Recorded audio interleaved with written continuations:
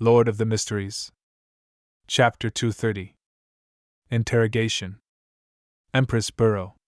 In an unremarkable house. Zio and Furs took a seat at random and examined the writing on the blackboard. Like always, Mr. A was sitting quietly, alone on the sofa at the front in his hooded robe, looking down at the crowd from a high vantage point. Sequence 8 Sheriff Potion Formula. 450 pounds. Zio silently read the familiar content as she inwardly let out a sigh of relief. The situation she feared the most was the lack of a seller when she had finally amassed the money with great difficulty. I received 400 pounds from the split, plus my original savings of 150 pounds, that's enough. However, I definitely need a huge sum of money for the main ingredient. Alright, maybe I can change circles and see if there are any Beyonders who are interested in this formula. Zio suddenly felt invigorated, and she realized that she had found a way to make a fortune. Frankly speaking, there was no way she would leak the formula if she wasn't in desperate need for money to buy the materials to concoct the potion. On the one hand, most people always hoped that there were fewer Beyonders in their own sequences, and on the other hand, the price of the corresponding ingredients would be raised significantly if there were many competitors who bid up the prices of the ingredients. It was the same with the subsequent potions. After some serious thought, Zio slowly became nervous again, because it was normal for a recipe to be placed on sale for a long time without being sold. Moreover, the arbiter pathway belonged to the royal family and the military. All aspects were strictly controlled, and the leaked ones came from a small number of destitute nobles.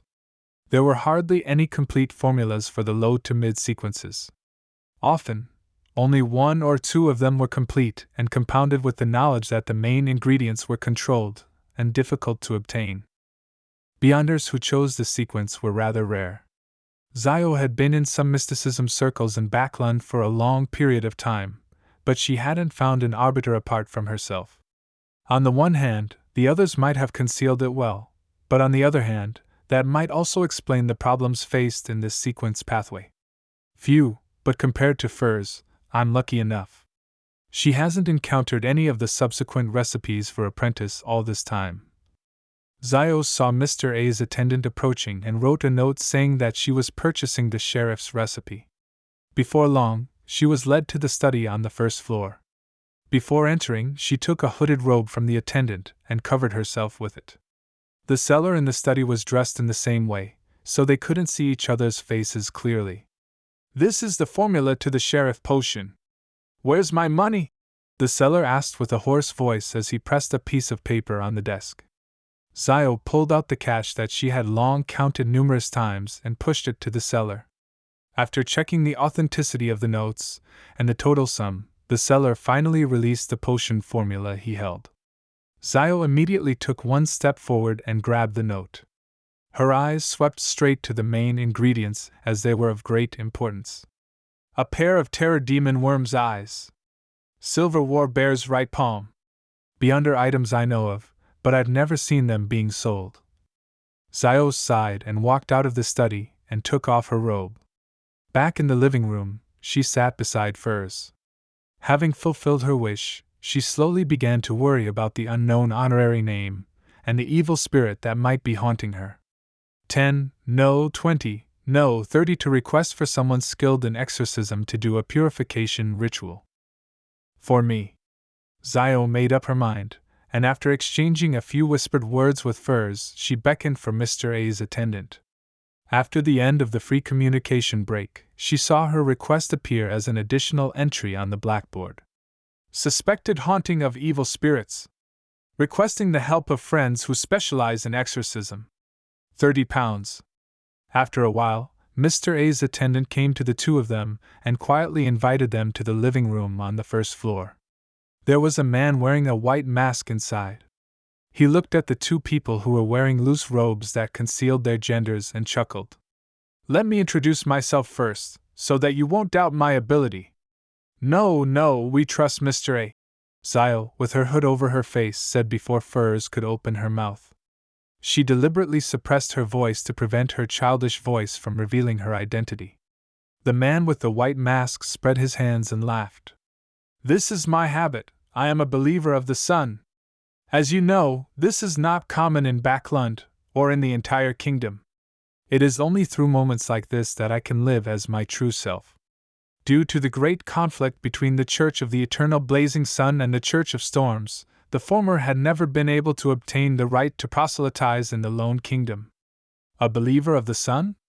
Furz's languid look instantly vanished. This is the first time I'm seeing a living believer of the sun. It's not like I can meet diplomats of higher standing. Then, should I feel honored? The man in the white mask spread his arms wide and held them up in a gesture of praise for the sun. Instead of answering his question, Furz smiled and said, "In terms of exorcism and purification, the attendant of the sun is a professional. Our hearts are at rest, so we can begin." The man who claimed to be a believer of the sun didn't drone on. He took out a badge with the symbol of the sun on it and placed it on the round table in the center. Then, he used the dualistic ritual method to light up 2 candles. After finishing the preparatory steps one step at a time, he chanted with a loud and abnormally pious tone. "The sun that is eternal. You are an inextinguishable light. You are the embodiment of order. I pray to you. Please bestow me with your cleansing glow. Please repel the evil spirits in this body." Amid the echoing Hermes incantation, Zio and Furz saw bright light burst out from the sun's emblem, bursting in a pure and warm manner. It was endless, like the tide, as the light surged towards the 2 of them, engulfing them simultaneously. Nearly a minute later, everything was restored to normal. All Zio and Furz felt was warmth, finding the warmth very comfortable and relieving. It was like soaking in a hot spring, or having gone sunbathing. Sherwood Borough. Rice Police Station. Klein was sitting on a low bench with a group of thieves and drunkards. It looked very disgraceful. Suddenly, he felt warmth on the back of his hand as the coldness of the Backlund night was dispelled quite significantly. Lowering his head, Klein realized that the 4 black dots representing the mysterious space above the gray fog didn't appear. "Who's being so kind? To know that I was feeling a little cold just now," he mumbled half jokingly and half curious. As a former inspector, he looked at the thief on the left who was handcuffed to the pipe, then at the drunkard on the right who could vomit at any moment, but kept yelling about hitting people. He sighed at his present predicament, and wasn't sure when he would be free from this. "There should be another test after this, and then I'll be fine once I pass it. I hope the police will have their attention on the ambassador and this Manger gang, and ignore my origins as a puny detective. In theory, there's a high chance for that. As long as Mrs. Sammer, Mr. Jurgen, and the others don't say anything of interest to the police. Yes, they have only just met me, so it's impossible for them to know too much. Massault's beyonder characteristic was taken away by me and was hidden above the gray fog. He didn't leave behind anything strange, so no one would able to discover that he used to be a beyonder and have questions about my strength. More than an hour has passed. In his self-encouragement, Klein saw the officer with the short brownish-yellow beard walking towards him. "Sherlock Moriarty, come with me to the interrogation room," the sergeant said without further explanation. "Here it comes." Klein stood up and followed. After going around a corner, the sergeant stopped in front of an iron door and gestured for Klein to enter. Klein took a deep breath before exhaling. He yanked the handle and opened the door. It was a small room with thick walls and a small table in the middle. There were chairs on both sides of the table. Under the elegant gas lamp's illumination, Klein identified the interrogator as a man who wore a black shirt, a rather uncommon sight. He didn't wear a vest but wore a black coat that wasn't part of the usual formal attire. He had thin eyebrows and cold blue eyes.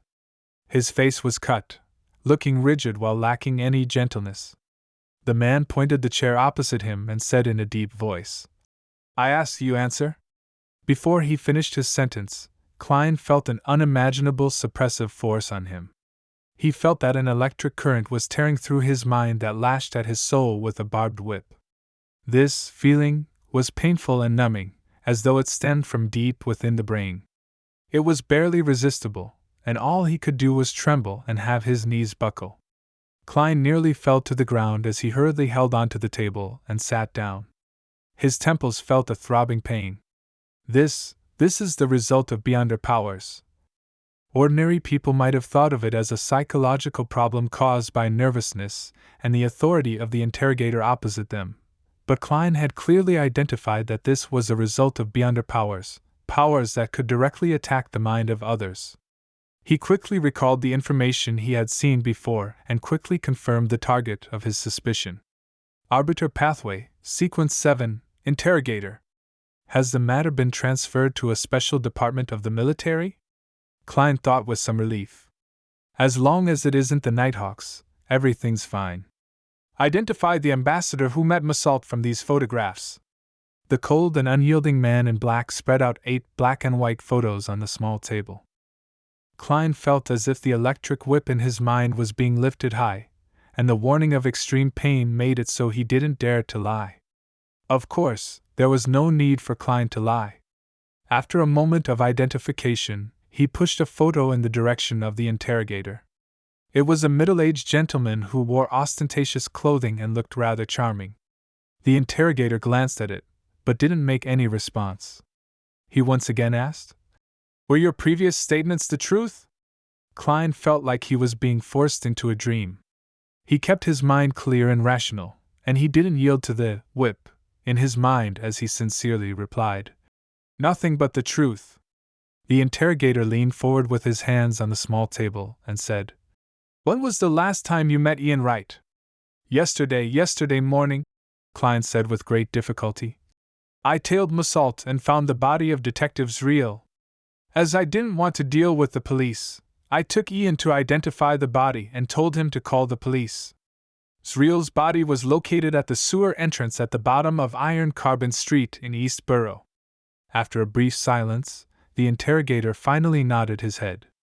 Klein immediately felt the enormous pressure disappear along with the whip in his mind. "You may leave now," he said without a trace of emotion in his voice. Klein stood up and opened the door, not masking the frailty in his gait.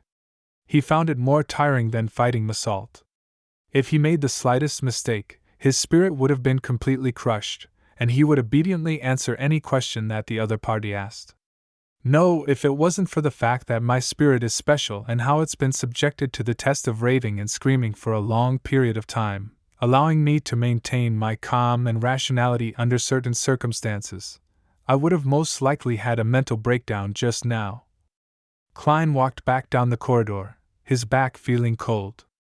At this moment, the sergeant from before came over and said, "Come with me to fill out some forms. Lawyer Jurgen is waiting to bail you out." Phew! Klein secretly exhaled and completely relaxed. He knew that the danger was over.